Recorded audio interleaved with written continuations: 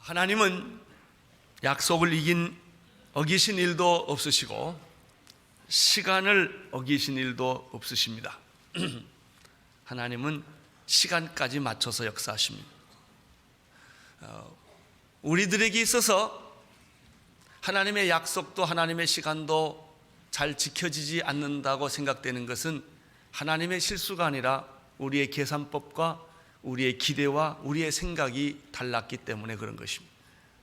우리가 하나님보다 앞서 있었기 때문에, 아니면 하나님의 생각보다 뒤처 있었기 때문에 하나님의 그 시간을, 그 계획을 알지 못하고 있었을 뿐입니다. 하나님은 그가 하신 말씀을 반드시 지키시고 이루십니다. 그래서 민수기 23장 19절에 이런 말씀을 우리는 발견하게 됩니다. 하나님은 인생이 아니시니 시건치 아니시고 인자가 아니시니 후회가 없으시도다. 어찌 그 말씀하신 바를 행치 않으시며 하신 말씀을 실행치 않으시랴. 지나놓고 보면 하나님이 옳았습니다. 고통을 겪을 때는 내가 옳은 것 같습니다. 그러나 시간이 지나놓고 보면 하나님이 옳았습니다. 내 시간이 맞은 것이 아니라 하나님의 시간이 맞습니다. 하나님은 13년 동안 믿음의 휴면 상태에 빠져 있는 아브라함을 잊지 않고 찾아가 주셨습니다. 아브라함은 잊었습니다. 하나님은 잊지 않으셨습니다. 아브라함은 포기했습니다. 하나님은 포기하지 않으셨습니다. 하나님은 아브라함의 잠자고 있는 믿음을 다시 깨우기 시작하십니다. 왜냐하면 사람이 잠잘 때가 하나님의 뜻이 이루어질 때이기 때문입니다. 밤이 깊으면 새벽이 가까우듯이 인간이 하나님을 잊어버린 바로 그때, 인간이 하나님을 무시하고 있었던 바로 그때 하나님의 기적이 일어날 때입니다. 하나님은 아브라함에게 찾아가서 나는 전능한 하나님이라, 너는 내 앞에서 행하여 완전하라 라고 말씀하십니다. 내가 내 언약을 너와 너 사이에 세워 너로 심히 번성케 하리라. 하나님은 24년 전에 하셨던 약속을 다시 확인하셨고 13년 동안 아브라함이 잠자고 있던 상태에서도 하나님은 그 말씀으로 다시 찾아오셨습니다. 우리가 지난주일 설교했던 내용을 다시 한번 검토해 보면 하나님은 아브라함에게 몇 가지 더 구체적인 약속을 해 주십니다. 4가지 정도가 있는데, 첫째는 내가 내 이름을 바꿔주겠다. 하나님께서 아브라함을 아브라함으로 바꿔주십니다. 하나님은 여러분의 이름도 바꿔주십니다. 옛사람에서 새사람으로 하나님은 바꿔주십니다. 땅의 사람에서 하나님 하늘의 사람으로 바꿔주시기를 원합니다. 지금까지 여러분 세상에 익숙한 사람들이고 세상 방법대로 사는데 아주 편한 사람들입니다. 그러나 이제는 하나님 방법대로 사는 것이 편한 사람, 이제는 하나님의 뜻대로 사는 사람으로 하나님은 여러분을 바꿔주시기를 원하십니다. 그리고 하나님은 말씀하십니다. 너는 개인의 아버지가 아니라 모든 열방의 아버지가 될 것이다. 아브라함에게 주셨던 두 번째 새로운 약속은 나는 너를 번성케 할 것이며 너로 하여금 모든 민족이 너로 말미암아 생기게 될 것이다. 세 번째 약속은, 이 약속은 나와 너 사이에 있는 약속뿐만 아니라 내 후손들에게까지 이르는 약속이 될 것이다. 그래서 나는 너의 하나님이 될 뿐만 아니라 너희 후대의 자손들의 하나님도 될 것이다 라고 말씀하십니다. 그리고 마지막으로 주셨던 약속은 내가 살고 있는 이 땅을 축복의 땅으로, 약속의 땅으로, 영원한 기업으로 내가 삼아서 너에게 줄 것이다. 아브라함이 얼마나 놀랐겠습니까? 13년 만에 다시 찾아오신 하나님을 만나고 놀랐을 뿐만 아니라 24년 전에 주었던 약속, 13년 전에 주었던 약속을 하나님은 잊지 아니하시고 또다시 똑같은 약속을 해 주셨기 때문입니다. 그런데 하나님께서 이런 약속을 해 주시면서 당부를 하시는 게 하나 있습니다. 이것을 꼭 지켜달라라고 하는 당부를 하십니다. 그것이 9절입니다. 9절을 보십시오. 시작.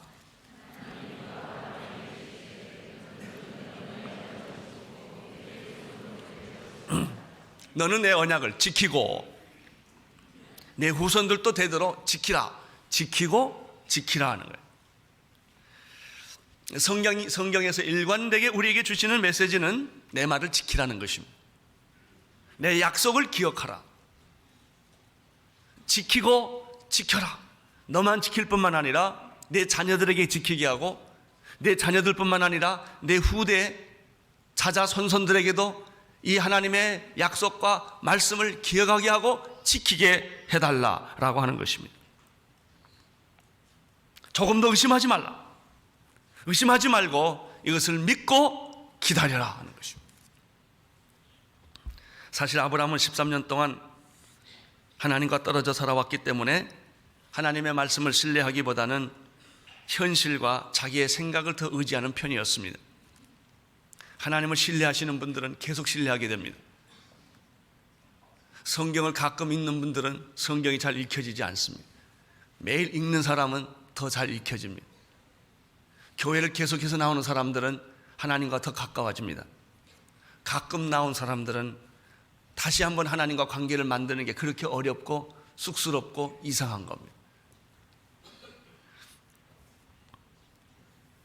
사람은 자기 시대에는 믿음을 가질 수 있지만 자기 후대까지 믿음을 갖게 하는 일은 쉽지가 않습니다.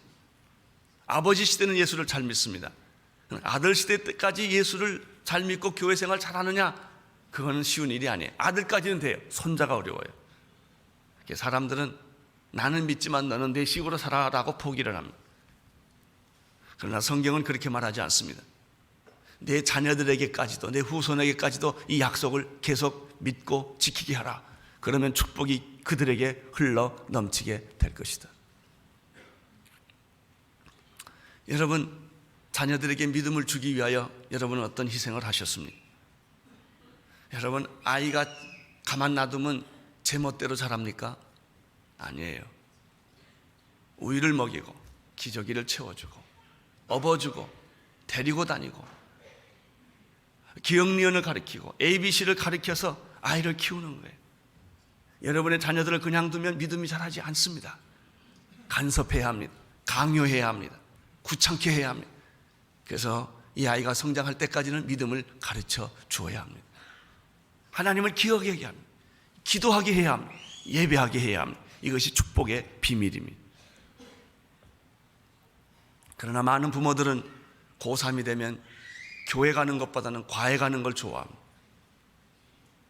나는 교회가 내가 대신 기도할 테니까 너는 공부하라는 것입니다. LA에 제 친구가 하나 있는데 대학 동창입니다. 그건 어느 한 교회 장로입니다. 만났습니다. 그랬더니 LA 안 살고 포틀랜드로 가셨더라고요. 아니, 너 어떻게 거길 갔냐 그랬더니 아들 때문이래요. 아들이 잘 자라는 줄 알았는데 LA 깡패 조직에 고등학교 때 들어가게 되고 마약을 하게 됐다는 거예요.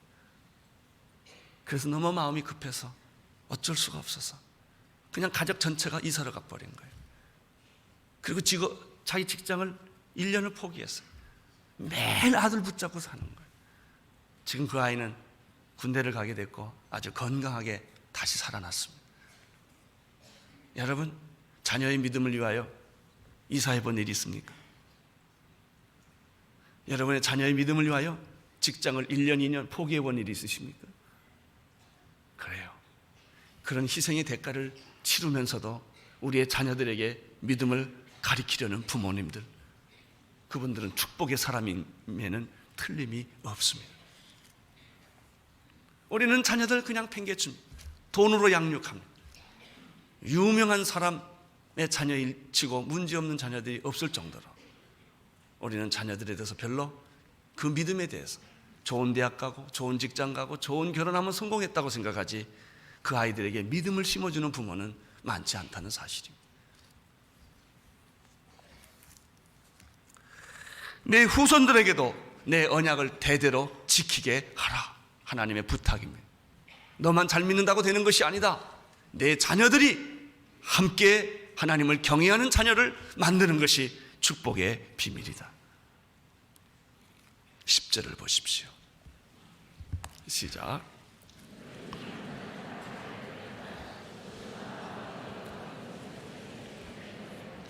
하나님은 아브라함이 이 약속, 이 축복의 비밀을 잊지 않게 하기 위하여 하나님께서 아브라함에게 한 예식을 행하게 합니다. 절대로 나를 잊지 않도록, 나를 기억하도록, 내 자자 대대 손손이 기억하도록 하나님께서는 징표, 사인을 주셨습니다. 그것이 할례입니다. 할례는 하나님의 약속을 기억하는 징표입니다. 할례란 무엇입니까? 여러분이 알다시피 남자의 생식기 표피를 절제하는, 요즘 말로 말하면 포경수술과 같은 것입니다. 난지 8일 만에 하는 것입니다. 이 남자의 생식기에 하나님이 표피를 절제하게 함으로 하나님의 약속을 기억하게 합니다. 일종의 계약서입니다. 계약서를 종이에 쓰거나 계약서를 다른 데 하지 않았습니다. 남자의 생식기에다 심어놓음으로 매일매일 기억하도록, 자기만 기억하는 것이 아니라 자기의 자손들이 기억하고 자기의 후손들이 계속해서 하나님과의 관계를 기억하도록 만드는 것이 바로 할례 의식입니다. 11절을 보십시오. 시작. 너희는 양피를 베어라. 이것이 너와 내 사이의 언약의 표징이니라. 언약의 표징, 이것이 곧 할례였습니다. 하나님은 자기의 약속을 잊지 않도록 아브라함에게 이렇게 표징을 주신 것입니다. 이 세상의 모든 일들은 약속을 통하여 이루어집니다. 집을 살 때도 계약을 합니다. 내가 어디를 가겠다고 말할 때도 그냥 무조건 나타나는 것이 아닙니다. 약속을 하고 그 자리에 가는 것입니다. 하나님과 사람 사이에도 약속이 있습니다. 하나님은 인간에게 약속하시고 응답하시지 무조건 아무 생각 없이 우연하게 하나님은 일하시지 않습니다. 반드시 계약하고 일을 하십니다. 이것이 인격입니다. 인격이 없는 사람들은 약속하지 않고 합니다. 인격 있는 사람들은 약속하고 약속을 지키는 것입니다. 인격이 없는 사람은 약속하고도 약속을 배신하는 것입니다. 이 약속은 사람 사이에도 관계가 성립되는 하나의 방법입니다. 나라와 나라 사이에도 약속으로 이루어지며 개인과 개인 사이에도, 직장과 직장 사이도 약속을 통해 이루어집니다. 이것을 가리켜 우리는 신용사회라고 말합니다. 약속이 잘 지켜지는 사회입니다. 신용사회가 되면 아주 편해집니다. 신용이 없는 사회는 지옥과 같습니다. 모든 것을 의심하고 모든 것을 확인해야 하기 때문에 거기에 드는 비용이 엄청나는 것입니다. 우리는 누구에게 사람에게 일을 부탁합니다. 근데 그 사람을 믿을 수 없기 때문에 사람을 또 써서 그 사람이 믿을 수 있는 사람인가 없는가를 조사하게 합니다. 근데 조사시킨 사람을 또 믿을 수 없으니까 그 사람을 또 조사시키는 것입니다. 이것이 약속이 없는 사회의 비극입니다. 부부는 약속입니다. 그들은 결혼하기 전에 약속을 합니다. 죽을 때까지 변하지 않도록. 그러나 인간의 본질은 배신입니다. 부부 사이의 약속이 지켜지지 않는 것입니다. 부모와 자녀 사이에도 약속으로 시작됩니다. 약속의 문제는 약속을 지킬 수 있느냐 하는 것입니다. 약속이 지키지 않는 것을 우리는 배신이라는 말을 쓰고, 따라서 모든 인간은 배신의 상처가 있습니다. 배신하는 것이고 배신받는 것입니다. 사람이 가지고 있는 본질적인 두 가지 상처는 배신의 상처와 거절의 상처입니다. 거절을 받았기 때문에 우리는 거절받지 않기 위하여 몸부림을 치는 것입니다. 우리는 배신받지 않기 위하여 남을 먼저 배신하는 것입니다. 그것이 인간이 가지고 있는 본질적인 상처입니다.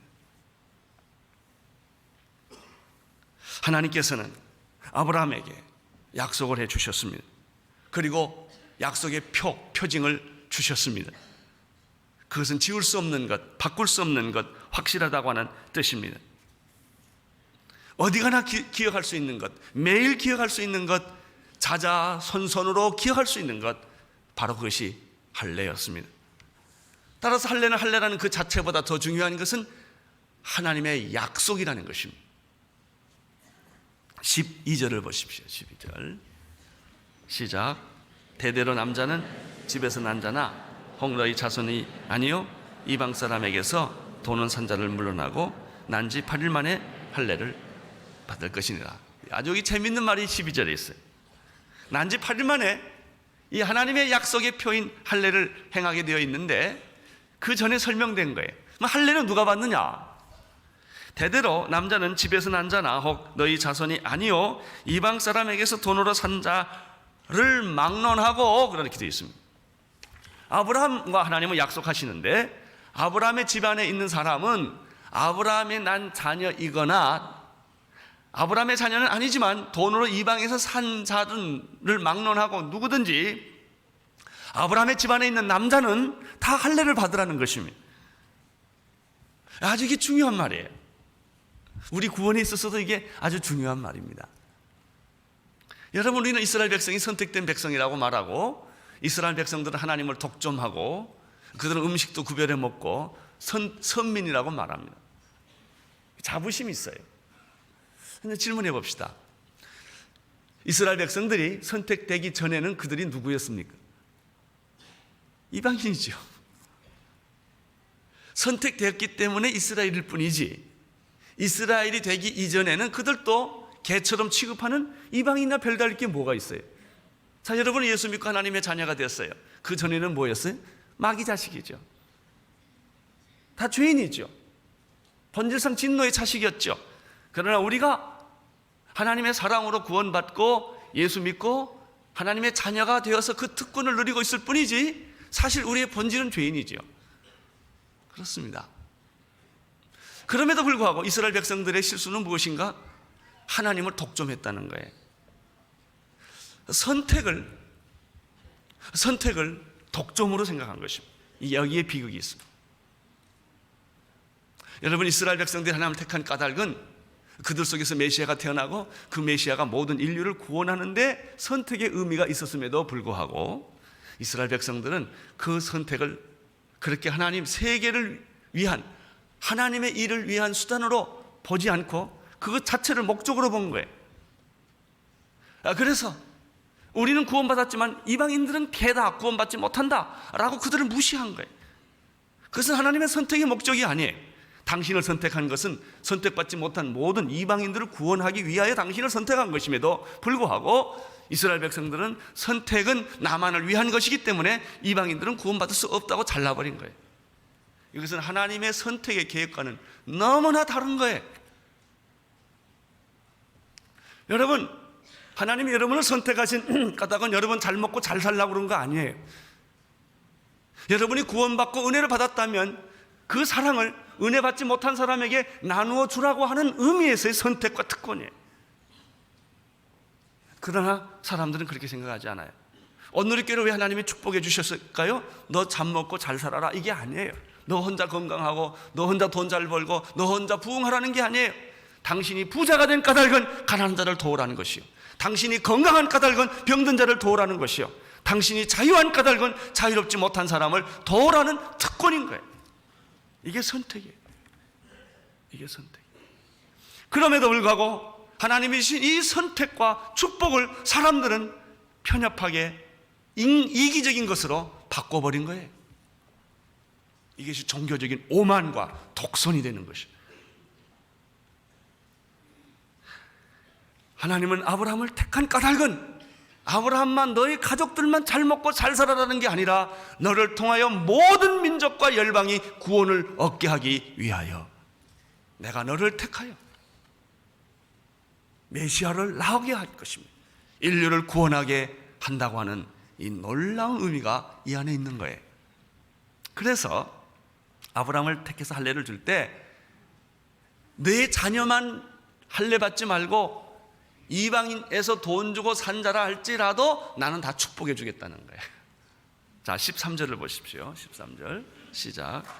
너희 집에서 난 자든지 너희 돈으로 산 자든지 할례를 받아야 하리니 이에 내 언약이 너희 살에 있어 영원한 언약이 되려니와. 12절 13절에 똑같은 표현이 있죠. 너희 집에서 난 자든지 돈으로 산 자든지, 이건 중요하지 않다는 거예요. 뭐가 중요해? 할례를 받았다는 게 중요한 거예요. 아니에요. 할례라는 그 남자의 생식기에다가 사인하는 예식이 중요한 것이 아니라 의미가 더 중요하다는 거죠. 할례의 의미는 내가 너를 잊지 않고 사랑하고 너희 하나님이 되고 이 약속을 지킬 것이며 축복을 너에게 계속 줄 것이라고 하는 그 내용을 사인한 것 불과한 거예요. 돈으로 산다든지 집에서 태어났다든지 이게 중요하지 않다라는 뜻은 무엇일까요? 학벌이 중요하지 않다는 얘기입니다. 요즘은 다 어느 학교 나왔냐 이게 중요해요. 경상도 대통령이 될 때는 경상도 학교에 나온 게 중요해요. 전라도 대통령이면 전라도 학교 나온 게 중요하게 세상은 변해가는 거예요. 이런 게 아니라는 거예요.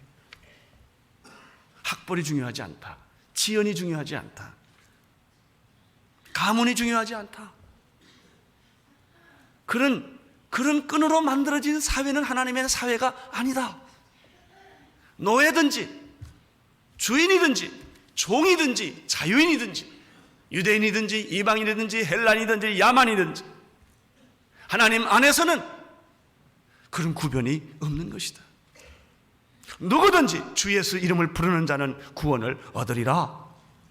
유대인에만 구원이 있는 것이 아니요 할례를 받은 자에게만 구원이 있는 것이 아니요 누구든지 하나님 앞에 나오는 모든 사람은 구원을 얻으리라 하는 것이 바로 할례 때부터 숨겨져 있는 비밀이에요. 여러분, 사람 차별하지 마십시오. 남녀 차별하지 마십시오. 민족 차별하지 마십시오. 여러분, 빈부 차이 차별하지 마십시오. 지식의 유무를 차별하지 마십시오. 고향 차별하지 마십시오. 이건 하나님의 나라가 아닙니다. 세상 나라의 특징은 지역주의입니다. 하나님은 이렇게 말합니다. 네가 난 자식이든 돈으로 산 자식이건 나는 다 축복할 거다. 나는 다 내 자녀다. 나는 그들에게 할례를 하게 할 것이다. 그래서 하나님의 약속을 대대자사선손에 있게 할 것이다. 할렐루야. 미국의 남북전쟁을 보십시오. 피부가 다르다는 이유 때문에 얼마나 비인간적인 일이 이루어졌습니까? 이데올로기라는 이름으로 얼마나 많은 전쟁이 일어났습니다. 남북이 지금 얼마나 우리는 무섭게 싸우고 있는 것입니다. 이것은 하나님의 나라가 아닙니다. 14절을 보십시오. 시작.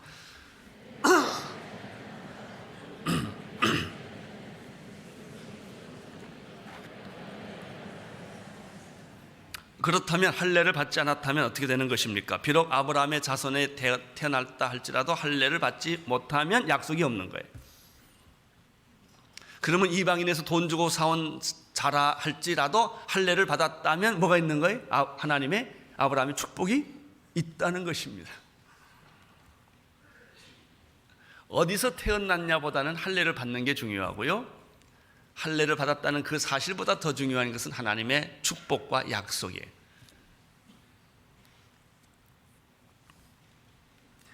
그래서 아브라함의 자녀들은 모두가 다 할례 받은 자녀가 되었죠. 그러나 인간은 역시 죄인이에요. 문제는 여기서부터 또 시작됩니다. 자, 아브라함의 자녀에게서 난 자녀들이나 돈으로 이방인 중에 사온 자녀들이나 상관없이 할례를 받으면, 그 집안에 있는 사람이 할례를 받으면 다 축복의 자녀가 되는데, 자, 일단 할례를 받았습니다. 그 받은 사람 중에는 아브라함의 자녀도 있겠고 돈 주고 사온 사람도 있겠죠. 그러나 할례를 받으면 또 할례 받은 특권층을 또 만드는 거예요. 이게 인간이에요. 우리는 올챙이 시절을 기억 못해요. 일단 자리에 올라서면, 권력을 가지면 그는 특권층이 되는 것입니다. 자기의 배경은 또 다 잊어버려요. 그래서 어떻게 하느냐? 할례 못 받은 사람들은 하나님의 자녀가 아니라고 또 정죄를 하는 것입니다. 여러분, 자기가 돈 주고 사온 사람임에도 불구하고 할례를 받았다는 그 사실 하나 때문에 그는 할례 받지 못한 사람을 또 구분하고 배척하고 무시하고 죽여버리는 것입니다. 이것이 죄의 속성이에요. 그래서 예수님 오실 때까지 사람들은 할례 받은 사람, 받지 않는 사람을 구분한 거예요. 하나님의 사랑과 하나님의 약속은 다 잊어버리고 할례라는 그 자체만 가지고 있는 거예요. 여러분, 이것이 형식적인 종교주의자들이에요. 율법주의자들이에요. 오늘 교회가 가장 타락하기 쉬운 요소가 바로 이런 부분이에요. 할례는 구원의 목표가 아닙니다. 그것은 하나님의 사랑에 대한 수단일 뿐이에요. 수단의 표로서, 표징으로서 할례를 주었습니다. 그러나 이스라엘 백성들은 할례 자체를 붙들고 있었던 거예요. 그래요. 이것이 종교적인 오만과 실수예요. 수단을 목적으로 하는 것입니다. 수단은 목적이 될 수가 없습니다. 수단은 수단일 뿐이에요. 그래서 사람들은 수단이 좋기 때문에 수단을 목적화하고 싶은 거예요. 여기에 비극이 생기고, 여기에 갈등이 생기고, 여기에 고민이 생기는 것입니다. 진정한 할례는 이런 의미에서 육체에 하는 것이 아니라 마음에 하는 것입니다. 이미 신명기 50장 6절에도 그런 말씀이 있습니다. 내 하나님 여호와께서 내 마음과 내 자손의 마음에 할례를 베푸사라는 말이 있죠. 구약에도 육신의 할례를 했지만 육신의 할례라는 게 이게 무슨 의미가 있겠어요? 남자 생식기에 표피 자르는 게 무슨 의미가 있겠어요? 여러분, 진짜 할례는 마음에 있는, 마음에 하는 거예요. 마음의 할례를 받지 못하는 사람은 할례를 못 받은 거예요.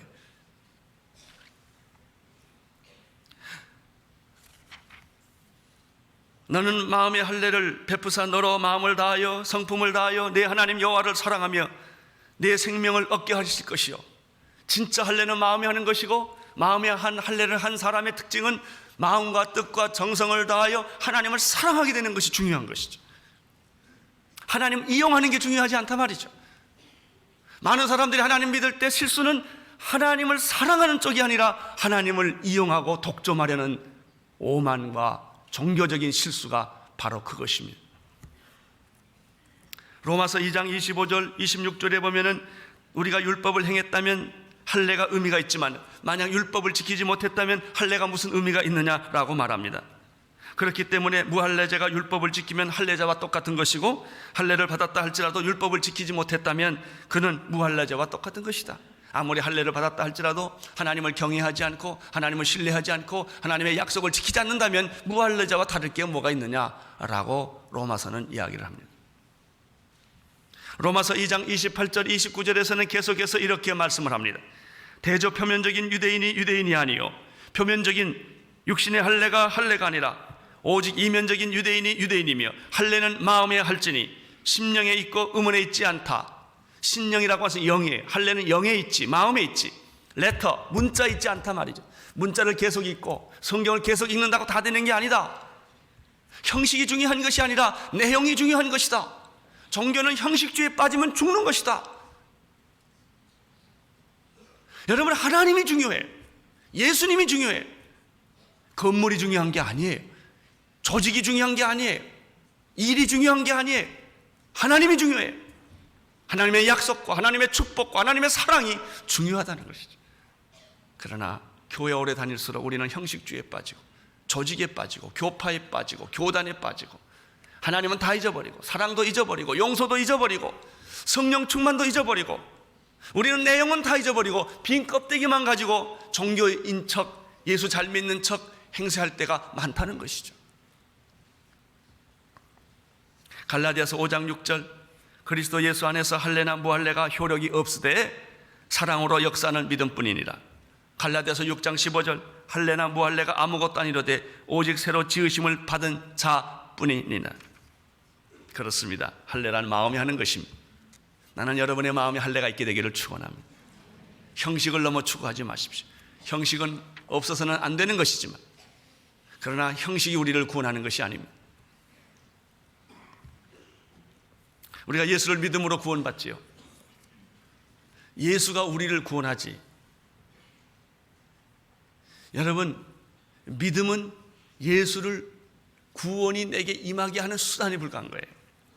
믿음 자체가 목표는 아닙니다. 예수입니다.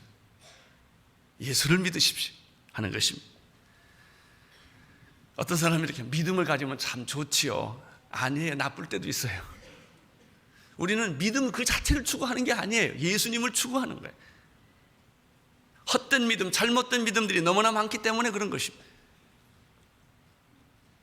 여러분, 잘못된 믿음은 우리를 파괴시키는 거예요. 예수 그리스도를 찾는 믿음, 그것이 진짜 믿음입니다. 15절, 16절을 보시기를 바랍니다. 시작. 하나님이 또 아브라함에게 이르시되 내 아내 사레는 이름을 사레라 하지 말고 그 이름을 사라라. 내가 그에게 복을 주어 그를 내게 아들을 낳아주게 하며 내가 그에게 복을 주어 그로 열국의 어미가 되게 하리니 민족의 열왕이 그에게서 나리라. 하나님은 아브라함에게 약속을 했고 약속의 징표를 주었습니다. 그것은 할례였습니다. 그러나 그 할례는 진짜 할례는 마음에 하는 것입니다. 우리가 여기서 배운 사실 하나는 할례는 아브라함의 자식이거나 돈 주고 사온 자식이거나 간에 하나님의 사랑은 똑같다는 것입니다. 유대인이거나 이방인이거나 하나님의 사랑은 똑같다는 것입니다. 하나님은 여러분의 혈통과 가문과 여러분의 배경을 보고 구원시키지 아니하고 누구든지 예수 그리스도를 믿으면 구원을 얻게 하십니다. 오늘 15절 16절에서 우리는 몇 가지 새로운 사실을 더 배우게 됩니다. 그것은 하나님께서 아브라함에게 너만 내 이름만 바꾸어 줄 뿐만 아니라 내 아내 이름도 바꾸어 주시겠다고 하신 약속입니다. 여러분, 여기서 우리가 발견하는 것은 무엇입니까? 남자나 여자나 똑같다는 것입니다. 결코 남자가 여자보다 앞서거나 우월하지 않다는 것입니다. 아담과 이브는 똑같습니다. 여러분, 하나님이 계신 곳에는 남녀의 평등이 있습니다. 죄가 있는 곳에는 구분이 있습니다. 아브라함에게 하나님이 축복을 주실 뿐만 아니라 사레에도 똑같이 이름을 바꾸어 주시고 열국의 어미라는 축복을 주셨다는 이 놀라운 사실을 여기서 발견하게 됩니다. 모든 남성 동지 여러분, 여자분들을 여러분과 한 계급 낮은 사람으로 취급하지 않게 되기를 바랍니다. 구원을 같이 얻을 구원을 얻을 그릇입니다. 똑같습니다. 남자에게 준 축복이나 여자에게 준 축복은 똑같습니다. 또 한 가지 놀라운 사실은 사레에게 이름을 사라라고 바꿔주면서 너는 이제 개인의 어머니가 아니라 열국의 어머니가 될 것이다라고 말했습니다. 여러분, 한 민족의 어머니, 국모가 된다면 얼마나 좋겠습니까? 국부가 될 수 있다면 얼마나 좋겠습니까? 그러나 성경은 국모나 국부 정도가 아닙니다. 모든 열국 열왕의 아비와 어미가 되게 하겠다는 것입니다. 저는 최근에 감비아에 있는 이재한 목사님으로부터 편지를 받았습니다. 5월 달에 드디어 감비아 청년, 모슬렘 청년이 예수 믿고 가정에서 쫓겨나고 그가 헌신하고 신학교 가고 그래서 금년 5월에 목사가 된다는 것입니다. 그 한 사람은 우리 이재한 목사님이 차를 운전하고 가다가 지치고 피곤한 한 청년이 길에서 거의 쓰러질 뻔하면서 손을 들기 때문에 차를 태워줬습니다. 그 사람에게 복음을 전했습니다. 그 사람이 예수를 믿었습니다. 모슬렘 청년입니다. 집에서 쫓겨났습니다. 그래서 이재한 목사님의 그 캠프에서 살게 됐습니다. 그 사람이 이번에 목사가 됩니다. 그래서 이 기가 막힌 목사 한 수식에 절 보고 좀 와줄 수 있느냐 하는 초청이었습니다. 아주 감동적입니다. 저는 그런 생각을 했습니다. 이지한 목사님, 그분은 감비아 사람이 그분의 이름을 다 할 것이다. 초대 한국교회 오신 선교사님들 언더우드나 알렌, 사무엘 마펫, 이화대학을 세웠던 분들, 연세대학을 세웠던 분들, 숭실대학을 세웠던 분들, 여러분, 우리는 그들을 잊지 못해요. 우리 한국 백성들은, 특별히 그리스도인들은 그 사람의 이름을 기억할 것입니다. 이게 열국의 아비라는 뜻입니다. 열국의 어미라는 뜻입니다. 도대체 여러분의 이름을 기억해 주는 사람은 몇 사람이나 됩니까? 여러분의 가족은 알겠죠. 동창은 알겠죠. 여러분 주변에 있는 사람은 알겠죠. 어느 나라 열국이 여러분의 이름을 기억합니까? 당신이 복음을 줬기 때문에, 예수를 전했기 때문에. 이 사람이 모든 민족의 어머니요, 모든 민족의 아버지예요. 여러분은 천국에 가면 여러분의 이름을 기억하는 사람이 몇 사람이나 만날 수 있다고 생각하십니까?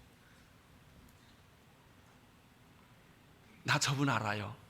천국 가서 이런 말이 있으면 좋겠어요. 내가 천국에 딱 들어갔더니 내가 저 목사님 때문에 구원받았는데요, 이렇게 누가 얘기하는 사람이 없다면 아무리 들려봐도 내 이름을 부르는 사람이 하나도 없어. 얼마나 부끄럽겠습니까? 도대체 여러분의 이름을 기억해 주는 사람은 몇 사람이나 돼요? 술 친구 말고요, 동창 말고요, 예수 믿는 사람 중에 여러분의 이름을, 여러분 때문에 구원받았기 때문에 여러분의 이름을 기억해 주는 그 사람, 이게 열국의 엄이라는 뜻이요, 열국의 압이라는 뜻입니다. 이제 오늘 이 말씀 속에서 또 한 가지 발견하는 것이 있는데, 하나님이 내 아내가 아들을 낳을 거라는 얘기를 해주십니다. 기가 막힌 얘기예요. 24년 동안 없었던 얘기인데, 13년 동안 침묵했던 얘기인데 하나님은 그 말을 또 끄집어내는 거예요. 아들을 낳을 것이요. 하나님은 잊지 않습니다. 하나님은 포기하지 않습니다. 하나님은 여러분을 축복의 조상으로 삼을 것이며 믿음의 조상으로 삼아 주실 것입니다.